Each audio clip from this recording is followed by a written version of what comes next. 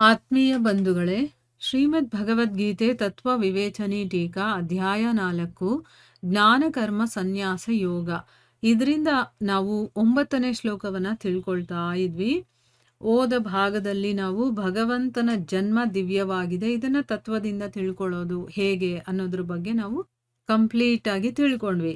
ಈಗ ಪ್ರಶ್ನೆ ಏನು ಅಂತಂದ್ರೆ, ಭಗವಂತನ ಕರ್ಮಗಳು ದಿವ್ಯವಾಗಿವೆ, ಈ ಮಾತನ್ನ ತತ್ವದಿಂದ ತಿಳ್ಕೊಳ್ಳೋದು ಅಂತಂದ್ರೆ ಅರ್ಥ ಏನು ಅಂತ ಇಲ್ಲಿ ಪ್ರಶ್ನೆ ಕೇಳ್ತಾ ಇದ್ದಾರೆ.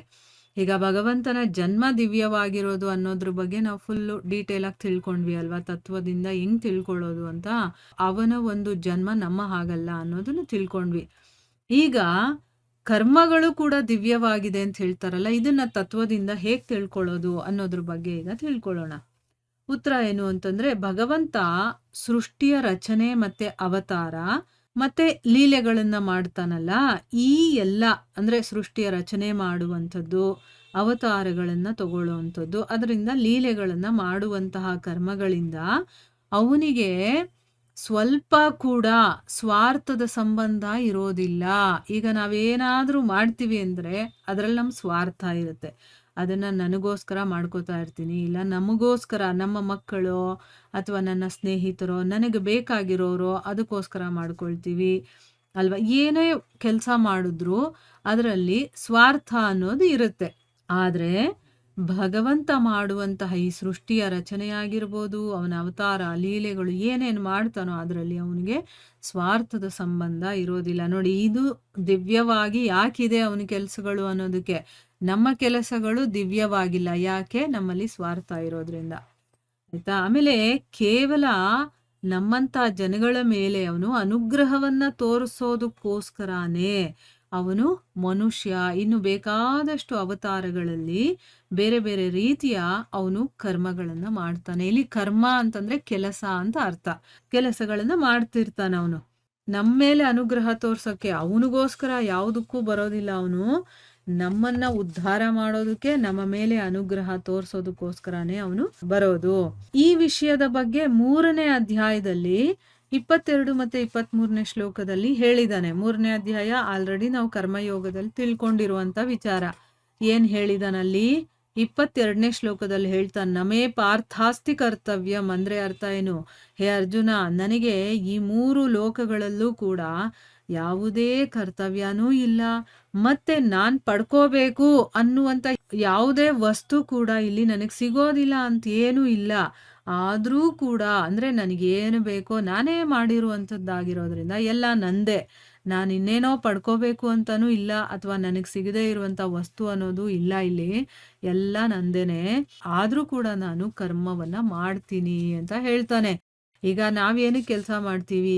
ಏನೋ ಒಂದು ನನಗೆ ಬೇಕಾಗಿರುತ್ತೆ, ಅದನ್ನ ಪಡ್ಕೊಳ್ಳೋದಕ್ಕೆ ಮಾಡ್ತೀವಿ ಅಲ್ವಾ. ಆದ್ರೆ ಇಲ್ಲಿ ಭಗವಂತ ಪಡ್ಕೊಳ್ಬೇಕಾಗಿರುವಂಥದ್ದು ಏನೂ ಇಲ್ಲ, ಆದ್ರೂ ಕೂಡ ನಾನು ಕರ್ಮಗಳನ್ನ ಮಾಡ್ತೀನಿ ಅಂತ ಹೇಳ್ತಾನೆ. 23ನೇ ಶ್ಲೋಕದಲ್ಲಿ ಅದ್ ಯಾವ ಶ್ಲೋಕ ಅಂದ್ರೆ, ಯದಿ ಹ್ಯಹಂ ನ ವರ್ತೇಯಂ ಅಂತ ಹೇಳ್ತಾನಲ್ಲ, ಆ ಶ್ಲೋಕದಲ್ಲಿ ಏನು ಹೇಳ್ತಾನೆ, ನಾನು ಯಾಕೆ ಕೆಲಸ ಮಾಡ್ತೀನಿ ಅಂತಂದ್ರೆ, ಒಂದು ವೇಳೆ ಯಾವಾಗ್ಲಾದ್ರೂ ನಾನೇನಾದ್ರೂ ಈ ರೀತಿಯ ಕೆಲಸವನ್ನ ಮಾಡ್ಲಿಲ್ಲ ಅಂತಂದ್ರೆ ದೊಡ್ಡ ಹಾನಿನೇ ಆಗುತ್ತೆ. ಯಾಕಾಗುತ್ತೆ? ಈಗ ಭಗವಂತ ಕೆಲಸ ಮಾಡ್ಬೇಕಾಗಿಲ್ಲ, ಅವನ ಹತ್ರ ಎಲ್ಲ ಇದೆ, ಎಲ್ಲ ಅವಂದೇನೆ. ಆದ್ರೂ ಕೆಲಸ ಯಾಕೆ ಮಾಡ್ತಾನೆ ಅಂತ ಹೇಳ್ತಾ ಇದ್ದಾನಲ್ಲ. ಒಂದು ವೇಳೆ ನಾನೇನಾದ್ರೂ ಹಾಗೆ ಮಾಡ್ಲಿಲ್ಲ ಅಂತಂದ್ರೆ ದೊಡ್ಡ ಹಾನಿನೇ ಆಗುತ್ತೆ. ಏನ ಆ ದೊಡ್ಡ ಹಾನಿ ಅಂತಂದ್ರೆ, ಮನುಷ್ಯರು ನನ್ನನ್ನೇ ಫಾಲೋ ಮಾಡ್ತಾ ಇರ್ತಾರೆ, ಆಯ್ತಾ. ನಾನು ಮಾಡಿದ್ರೆ ಅವರು ಕೂಡ ಮಾಡ್ತಾರೆ, ಭಗವಂತನೇ ಮಾಡಿದ ನಾನು ಮಾಡ್ಬೇಕು ಅಂತ. ನಾನೇನಾದ್ರೂ ಮಾಡ್ಲಿಲ್ಲ ಅಂತಂದ್ರೆ ಅವರು ಕೂಡ ಮಾಡೋದಿಲ್ಲ. ಅವನೇ ಮಾಡಿಲ್ಲ, ನಾವ್ಯಾಕೆ ಮಾಡ್ಬೇಕು? ಹೇಳೋರು ಮಾಡ್ಬೇಕಲ್ವಾ, ಅದಕ್ಕೆ ಹೇಳೋದು. ಮೊದಲು ಹೇಳೋರು ಮಾಡಿ ತೋರಿಸ್ದಾಗ ಅದನ್ನ ಅನುಸರಣೆ ಮಾಡೋರು ತಾನಾಗೆ ಮಾಡ್ಕೊಂಡು ಹೋಗ್ತಾರೆ.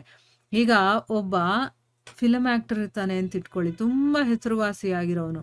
ಅವನು ಏನಾದ್ರೂ ಒಳ್ಳೆಯ ಕೆಲಸಗಳನ್ನೇ ಮಾಡ್ತಿದ್ರೆ ಅವನನ್ನ ಅನುಸರಣೆ ಮಾಡೋರು ಅವನು ಮಾಡಿದ ಕೆಲಸಗಳನ್ನ ಇವರು ಮಾಡ್ತಿರ್ತಾರೆ, ಒಳ್ಳೆಯ ಕೆಲಸಗಳನ್ನೇ. ಅವನೇನಾದ್ರೂ ಕೆಟ್ಟ ಕೆಲಸ ಮಾಡ್ದ ಅಂತಂದ್ರೆ ಅವನ ಹಿಂದೆ ಇರೋರೆಲ್ಲ ಅದೇ ಕೆಲಸವನ್ನ ಮಾಡ್ತಾ ಬರ್ತಾರೆ.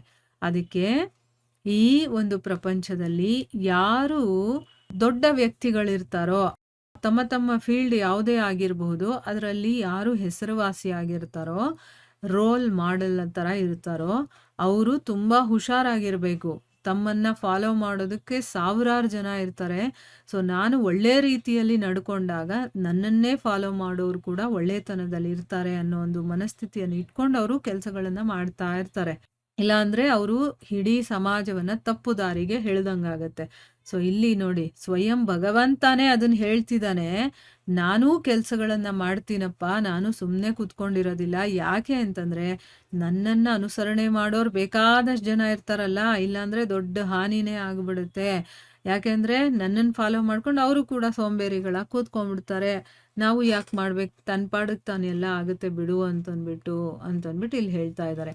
ಈಗ ನೋಡಿ ಆ 3ನೇ ಅಧ್ಯಾಯದಲ್ಲಿ ನಾವು ತಿಳ್ಕೊಂಡಂತ 2 ಶ್ಲೋಕಗಳು ಈಗ ಮತ್ತೆ ಇನ್ನೊಂದ್ಸರಿ ನಮ್ಗೆ ರಿವೈಸ್ ಆಯ್ತು ಅಲ್ವಾ. ಭಗವಂತ ಜನ್ಮವನ್ನ ತಗೊಳ್ತಾನೆ, ಇಲ್ಲಿ ಕರ್ಮಗಳನ್ನ ಮಾಡ್ತಾನೆ, ಮತ್ತು ಆ ಕರ್ಮವನ್ನ ಯಾಕೆ ಮಾಡ್ತಾನೆ ಅನ್ನೋದನ್ನು ಕೂಡ ಇಲ್ಲಿ ಹೇಳಿದಾನೆ.